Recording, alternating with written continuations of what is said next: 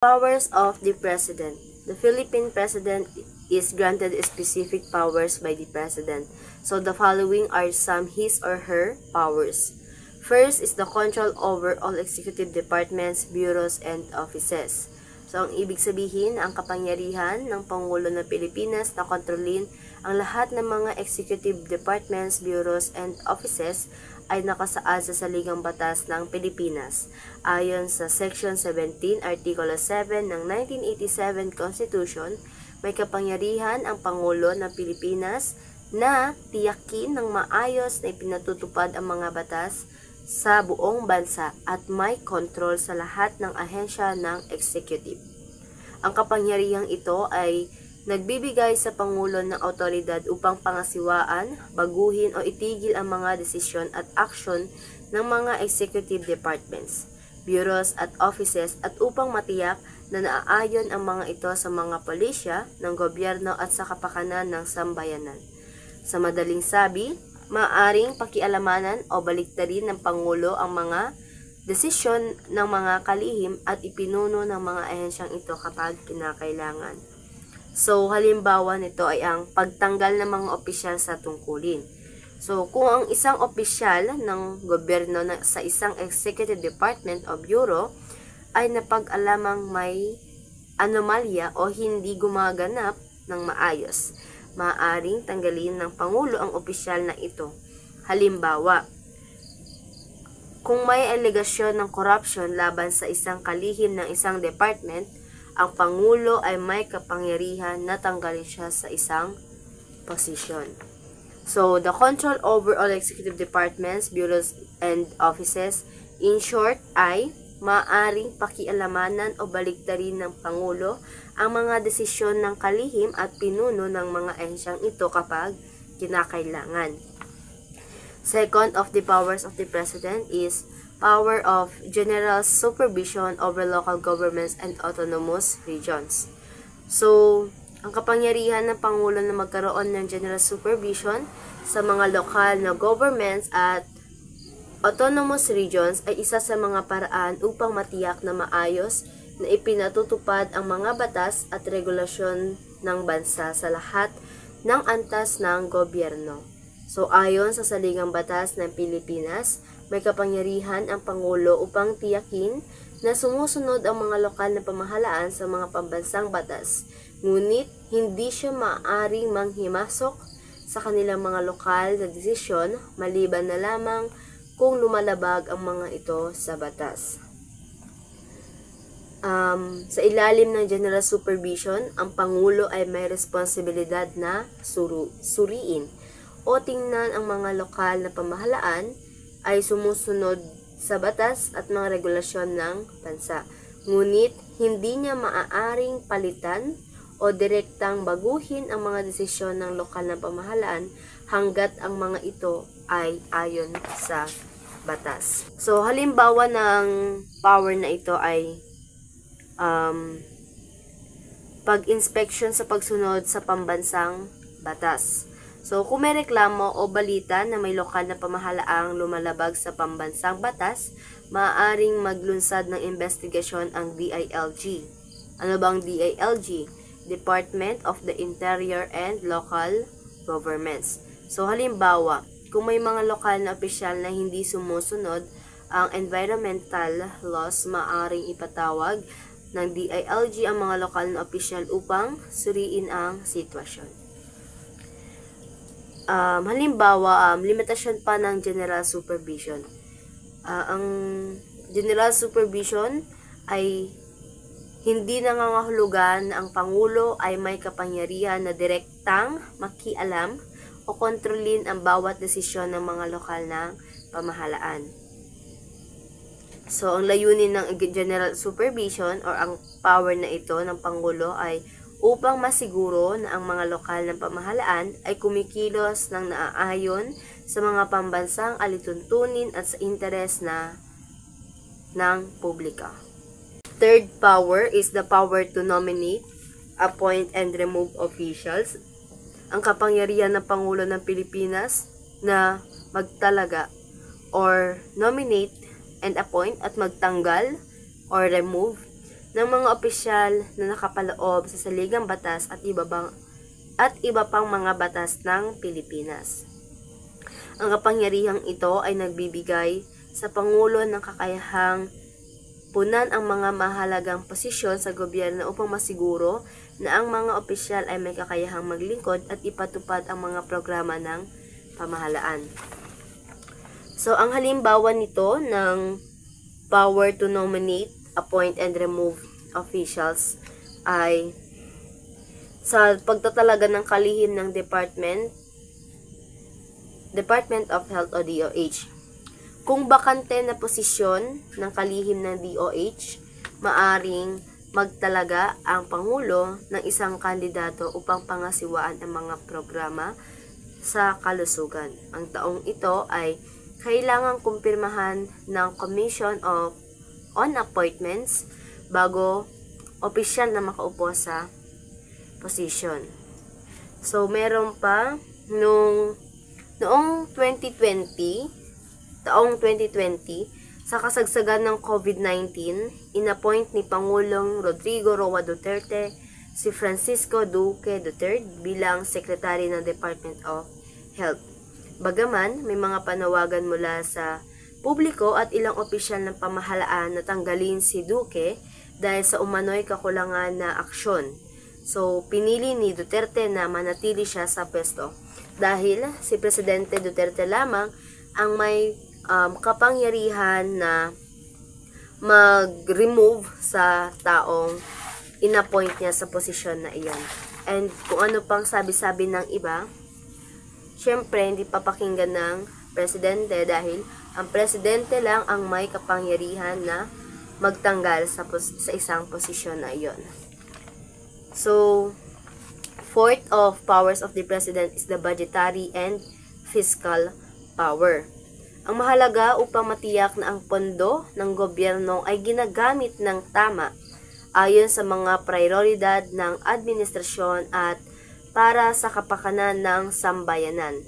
Ang kapangyarihang ito ay nagbibigay sa Pangulo ng kakayahang ipatupad at magrekomenda ng mga patakaran sa paggastos, pangongolekta ng buwis at iba pang hakbang upang mapanatiling matatag ang ekonomiya ng bansa. Halimbawa po ng power nito ay pag-rely ng pondo para sa disaster response. So, kapag may mga malalakas na kalamidad tulad ng Bagyo o Lindol, maaaring i-realign ng Pangulo ang pondo mula sa ibang mga programa upang mabilis na makapagbigay ng tulong. Halimbawa sa panahon ng Bagyong Yolanda, noong taong 2013, gumamit ang Pangulo ng contingency funds at nag-realign ng pondo para pondohan ang relief, rescue at rehabilitasyon effort sa mga apektadong lugar. So, next, I think example is paglunsad ng Bayanihan Funds para sa COVID-19 response. Noong kasagsagan ng COVID-19 pandemic, ipinasa ang Bayanihan to Heal as One Act na nagbigay kapangyarihan sa Pangulo na gamitin at i-realign ang mga pondo ng gobyerno para sa health, response at financial and program. So, sa ilalim nito, ang Pangulo ay naglaan ng pondo para sa testing, contact tracing, pagbili ng medical supplies at ayuda para sa mga naapektuhan ng pandemya. Fifth powers of the President is the military power, him or her being the Commander-in-Chief of the Armed Forces of the Philippines. So, ang kapangyarihan ng Pangulo bilang Commander-in-Chief ng Armed Forces of the Philippines ay isa sa mga mahalagang tungkulin na itinalaga ng saligang batas ng Pilipinas. Bilang Commander-in-Chief, ang Pangulo ang may pinakamataas na kapangyarihan sa lahat ng sangay na militar na may layuning tiyakin ang seguridad, kaayusan at kapayapaan sa bansa. So, may mga aspeto, kapangyarihan bilang Commander-in-Chief. So, pagkontrol at pangangasiwa sa militar, pagdeklara ng martial law, pagsususpende ng writ of habeas corpus, pagpapanatili ng kapayapaan sa panahon ng crisis. So, halimbawa nito ay martial law sa Mindanao. So, noong taong 2017, idineklara ni Pangulong Rodrigo Roa Duterte ang martial law sa Mindanao kasunod ng Marawi Siege. I don't know how to pronounce. Kung saan ang teroristang grupo ay lumusob sa lungsod. So, sa tulong ng militar, nagawa ng pamahalaan na labanan ang teroristang at maibalik ang kaayusan ng lungsod. So, the sixth power of the president is the power to contract or guarantee foreign loans on behalf of the country. So, ang power na ito ay ang presidente lamang ang may kapangyarihan na humiram o magpautang ng pera sa labas ng bansa o sa ibang bansa. So, halimbawa po nito ay pangungutang para sa Build program noong panahon din ni Pangulong Duterte. So, nangontrata ang gobyerno ng foreign loans mula sa China, Japan at iba pang bansa upang pondohan ang mga proyekto sa ilalim ng Build program sa kinabibilangan ng mga tulay, daan at riles ng tren na makakatulong sa pag-unlad ng ekonomiya. So, second to the last power of the president is the pardoning power. So, pardoning power is ang Pangulo ay kanyang kapangyarihan na magbigay ng pardon o kapatawaran sa mga tao na nagkasalan na ng korte sa isang kasalanan. So, ang kapangyarihang ito ay nakasaad sa Artikulo 7, Section 19 ng Saligang Batas ng Pilipinas. So, may 4 na uri ng pardoning power. First is absolute pardon. Second, conditional pardon. Third, commutation of sentence. Fourth, amnesty. So, first is the absolute pardon. So, ganap na kapatawaran na nag-aalis ng lahat ng parusa at records ng hatol sa kaso. Second is the conditional pardon. Kapatawaran na may kasamang kondisyon. So, commutation of sentence, pagpababa o pagpapagaan ng parusa sa ipinataw na korte. Last is the amnesty. So, bagaman kailangan nito ng pagsang-ayon ng Kongreso, ang amnestiya ay maaaring gamitin para patawarin ng isang grupo ng tao tulad ng mga kasangkot sa rebellion o insurhensya. So, halimbawa po nito, yung kay Robin Padilla. Isa itong condition pardon. Noong 1998, si Robin Padilla ay binigyan ng conditional pardon ni Pangulong Fidel V. Ramos matapos siyang makulong dahil sa illegal na pagdadala ng baril. Sa kanyang pagpapalaya, nagkaroon siya ng ilang kondisyon kabilang ang pagsunod sa batas. Ang kapatawarang ito ay nagbigay sa kanya ng pagkataong bumalik sa showbiz at makapagpatuloy sa kanyang buhay. So, last power of the president is the power to check other branches of the government. So, ang presidente ng Pilipinas ay may kapangyarihan na magbahagi o mag-delegate ng ilang mga kapangyarihan sa iba pang sangay ng pamahalaan. So, ngunit hindi limitado ito, dapat sundin ang mga itinakdang alituntunin ng konstitusyon. Ang kakayahang ito ay kilala bilang delegation of powers. So, example of this power ay pagtatalaga ng kapangyarihan sa local government units or LGUs. So, mga programang pambansa na nangangailangan ng pagkikibahagi ng mga lokal na pamahalaan, ang Pangulo ay maaaring magbigay ng utos sa mga LGU. So, halimbawa, sa ilalim ng Bayanihan to Heal as One Act, noong pandemya, ang mga lokal ng pamahalaan ay inatasan na magpatupad ng mga quarantine guidelines at magbigay ng ayuda sa kanilang nasasakupan. Checks on the President's power. Pagsusuri sa kapangyarihan ng Pangulo. Ang mga sanay ng gobyerno ay may kakayahang suriin ang kapangyarihan ng isa't isa upang mapanatili ang katatagan sa politika at maiwasan ang pang-aabuso. Narito ang mga paraan kung paano nasusuri ang kapangyarihan ng Pangulo. Number 1. The Congress specifies the condition and restrictions of certain powers it assigned to the President. Ito yung pagbibigay ng Kongreso ng mga kondisyon at paghihigpit. Pangalawa, only through the authorization and specification of Congress could be the President exercise the power of taxation. Ito naman yung kapangyarihan ng pagpataw ng buwis. Ang kapangyarihang pagpataw ng buwis ay binibigay ng Kongreso.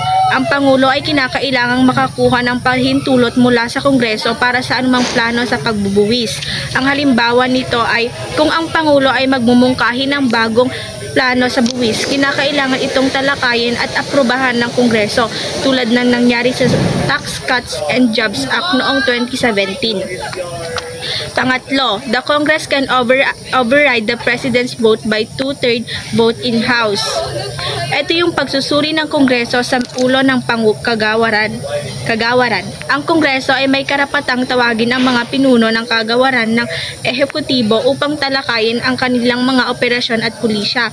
Ang ganitong pagsusuri ay nagsisiguro ng pananagutan at transparency sa ehekutibong sangay. Pang-apat, the Congress can request the department heads under the executive department to appear and be heard on any matters pertaining to the corresponding departments. Ito yung pagbabasura ng veto ng Pangulo. Ang Pangulo ay may kapangyarihang bumoto laban sa mga batas ipinasa ng Kongreso. Gayunpaman, maaaring baliwalain ng Kongreso ang veto na ito sa pamamagitan ng 2/3 na boto sa bawat bahay. Panglima, the Congress can override the President's vote by 2/3 vote in House. Pagsusuri ng Korte Suprema sa mga executive order. Ang Korte Suprema ay may kapangyarihan suriin ang ideklarang labag sa konstitusyon ang mga executive order at proklamasyon. Nakatutulong ito upang mapanatili ang mga limitasyon sa kapangyarihan ng ehekutibo. And lastly, the Supreme Court may declare executive orders and proclamations unconstitutional and may review the declaration of martial law and suspension of the writ of habeas corpus. Ito yung pagsusuri ng martial law at writ of habeas corpus. Ang Korte Suprema ay may kakayahang suriin ang mga deklarasyon ng martial law at pagsuspindi ng writ of the habeas corpus na nagbibigay protection laban sa hindi makatarungang pag-detain.